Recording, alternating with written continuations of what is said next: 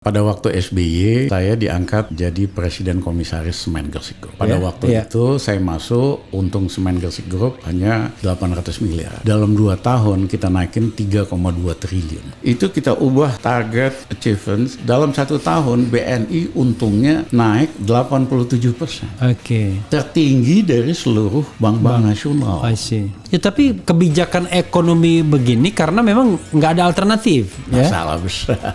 Waktu saya Menko Gus Dur, saya masuk dengan ekonomi minus 3%. 21 bulan kita naikin jadi 4,5%, 7,5%. Jadi kita hapuskan kredit macet para petani, sehingga petani happy lagi berproduksi. Habis itu kita naikin harga dasar gabah, pembelian gabah, supaya dia lebih untung. Itulah yang menjelaskan 2 tahun Gus Dur setelah saya masuk itu nggak pernah import beras. Oke.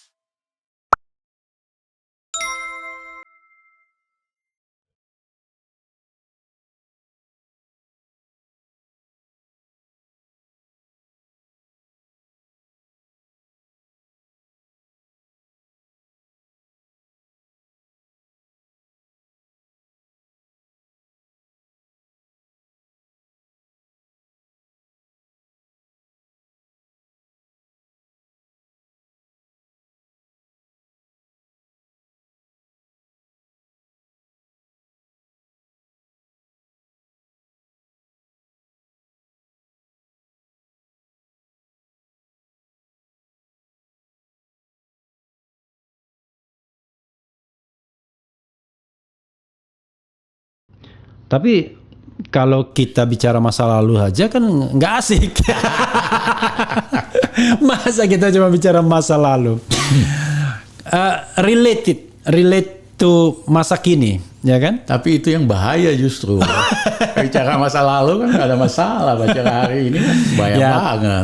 Tentu sesuatu yang Bang Rizal bisa share gitu ya.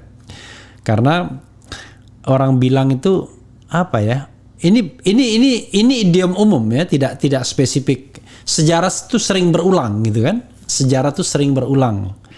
Jadi kalau misalnya kita kaitkan dengan kondisi saat ini, kan ya nggak mungkin saya nggak nanya, kan abang terkenal orang yang suka mengkritik juga. Tapi sebelum itu, biar Sobat RH tidak penasaran, kan abang pernah masuk kabinet di Gus Dur.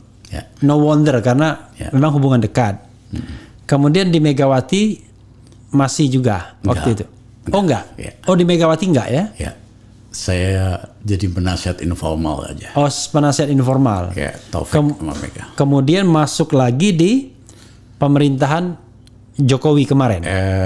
Pada waktu SBY, saya diangkat jadi Presiden Komisaris Semen Gresik Group. Oke, Semen Gresik yang spin off. Enggak, Semen Gresik Group aja semuanya. Oke. Semen Gresik Group pada waktu itu saya masuk, untung Semen Gresik Group hanya 800 miliar. Oke. Dalam 2 tahun kita naikin 3,2 triliun. I see. 4 kali dengan cara nurunin cost bikin semen $8 per ton. Oke. Baru kita naikin gaji direksi 17, rata-rata 17% besar di Indonesia. Oke. Baru karyawan kita naikin. Tapi dasar Rizal Ramli, abis itu kita demo menentang kenaikan harga BBM yang dilakukan SBY. Iya kan? Padahal posisi Presiden Komisioner, Presiden Semen Gresik Group. Itu kan Semen Padang, Semen Tonasa, Semen Gresik. Sekarang jadi Semen Indonesia sekarang. Kita pimpin demo lebih dari 25.000 dari DPR ke Istana menentang kenaikan harga BBM. Ya gerah lah. Oh itu tahun 2012. Lupa. Udah lupa saya. Tapi pada dasarnya mereka kesel lah. Iya kan. Ini orang memang hebat, bisa naikkan keuntungan 4 kali. Tapi bandelnya nggak tahan-tahan. Oh, nah di masa pemerintahan Jokowi Jilid 1 kan, kan abang sempat lagi menjadi komisaris utama di BNI. Yes. Iya kan. Lalu menjadi Menko Maritim. Yang sekarang Luhut pegangan.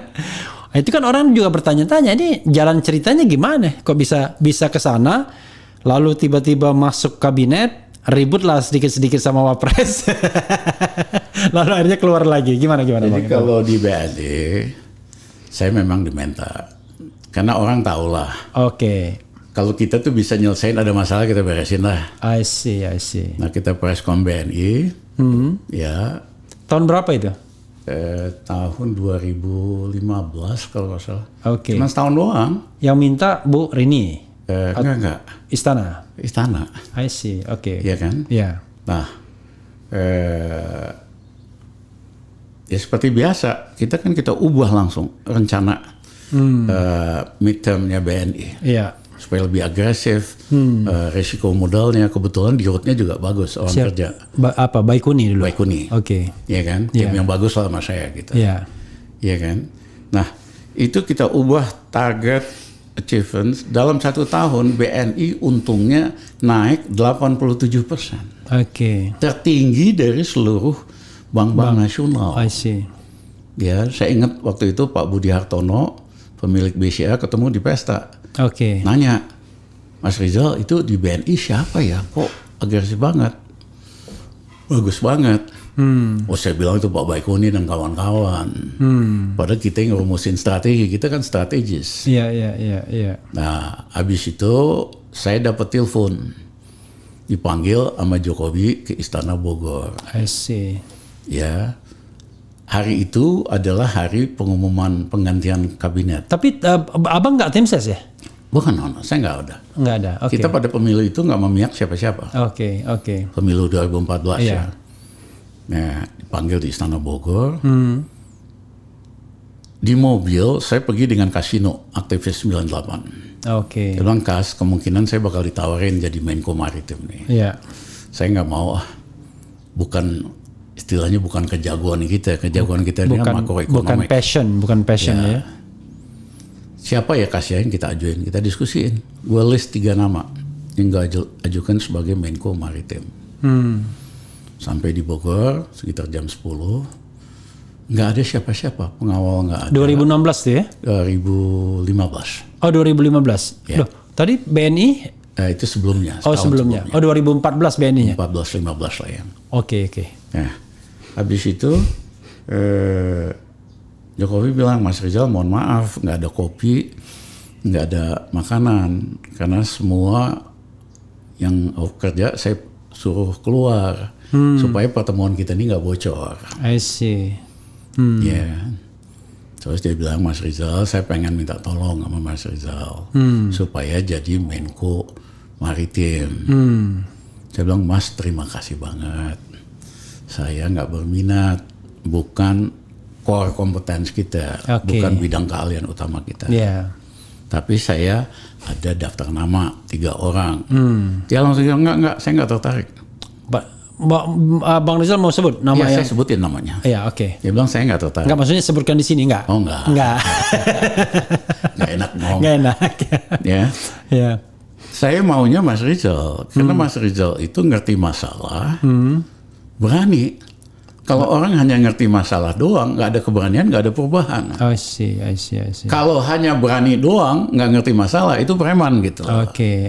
Nah, Mas Rizal dua-duanya. Saya pengen Mas Rizal jadi Menko Maritim. Jadi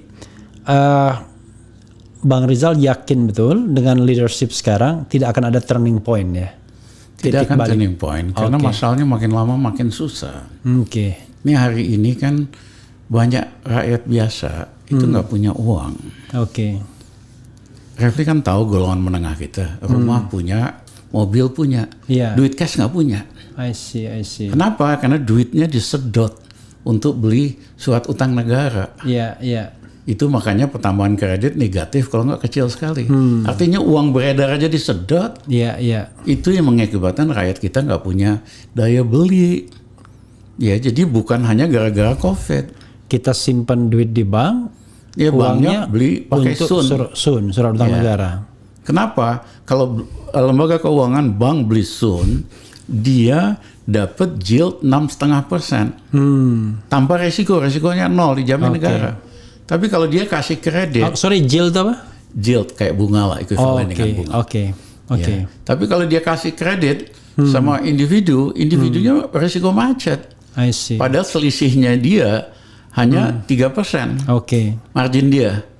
Iya kan, gross margin. Iya. Kalau macet dia bisa hilang. Sementara beli Sun nggak ada risikonya, 6,5%. Jadi banyak uang itu mengalir ke surat utang negara. Nah, uang yang beredar di rakyat disedot. Habis itu rakyat ditimpain terus untuk biaya hutang ini. Listrik mau dinaikin, sekolah mau dipajakin, mau dikenakan ke PPN dan sebagainya. Itu ada semua listnya nanti. Nanti bisa. Ya tapi kebijakan ekonomi begini karena memang nggak ada alternatif. Ya? Masalah besar. Maksudnya Salah besar. ada alternatif sebenarnya. Banyak cara kok. Banyaknya. Ya. Cuman masalahnya keberpihakan. Apa kata kuncinya Kan, sebenarnya? waktu saya Menko, Ya. Gus Dur, saya masuk itu kan ekonomi minus 3%. 21 bulan kita naikin jadi 4,5%, 7,5%. Caranya gimana? Kita pompa daya beli yang menengah bawah. Oke. Misalnya kita naikin gaji pegawai negeri, sipil sama pensiunan, Iya. 125% dalam 21 bulan. Iya. Gus Dur bilang sama saya, Rizal itu kan nggak pernah kenaikan 125%. Biasanya kan cuman sesuai inflasi 6%. Iya, iya. Saya bilang, Gus, rakyat yang menengah bawah kalau nggak korup, daya belinya tuh hancur banget. Kalau kita naikin gajinya 99%, dia akan belanjakan.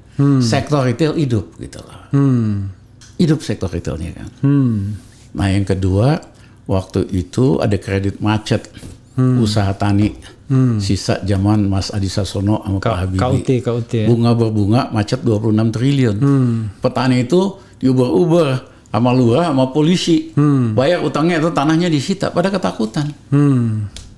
Saya ketemu Gus Dur, Gus, seandainya kita sita semua tanah pertanian ini, kita udah gila apa? Terus negara mau ngapain? Gus Dur bilang, oh benar juga. Mandangin tanah doang. Doang. Jadi gimana? Udah kita hapusin aja 26 triliun. Oke. Ya, tapi itu kan duit banyak. Kamu bisa masuk penjara loh. Melanggar undang-undang ngapusin gitu. Jadi Gus, saya kan nggak menarik keuntungan seperak pun. Kalau mau tangkap Presiden Alami, tangkap aja. Oke. Kalau soal duit, nah itu kita cari yang lain. Iya. Jadi kita hapuskan